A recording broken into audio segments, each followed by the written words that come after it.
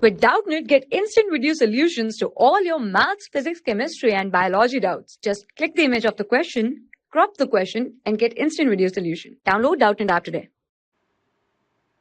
Hello, so let's start solving the question. Question saying this: find out the final product, right? So we have to find out this final product P, right? So let's try to solve this question and carry out this reaction, right? So actually we have this reactant, right? So we have a reactant like this, right? So this is our reactant. So you can see here, this is our reactant that is here, that is CH3, right? And this is our CH3, right? And this is our H, right? And this is our CH, and this is our SO2. You may write like this, that is S double bond O, S double bond O, and CH3, right? So this is our, you can say this is our leaving group, right? And this becomes our CH3, right? So this is our CH3, right? So you may write like this, that is CH2, right? So now what will happen here? We have a reagent that is tertiary butoxide, right? So we have a reagent that is tertiary butoxide, right? So you can see this tertiary butoxide. This tertiary butoxide is actually a kind of bulky base, right? So it is a bulky base, right? So the structure of the tertiary butoxide will be look like this, right? So you can see this is our O negative here, right? And this becomes C here. This is our CH3 here, right? And this CH3, and this is our CH3, right? So this is our tertiary butoxide base, right? So this is our tertiary butoxide, and it is very bulky, right? So it will abstract a proton from that side where there is a less steric hindrance, right? So now you can see here, this is our leaving group, right? So this part is our leaving group, right? So now you can see there is also hydrogen and there is also a hydrogen, right? So now you can see here at this part there is a steric hindrance, right? So because of these two methyl group, right? So because of these two methyl group there is a steric hindrance, right? So these two bulky group cannot attack, you can say it cannot approach from here, right? So it just approach from here and will abstract this hydrogen and leave this group, right? So in this way, right?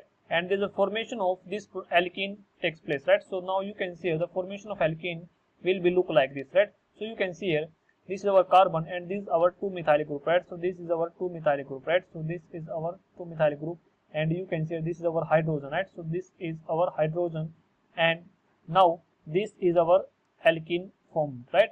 Now this becomes our alkene form, that is CH2, right? So that is CH2, right?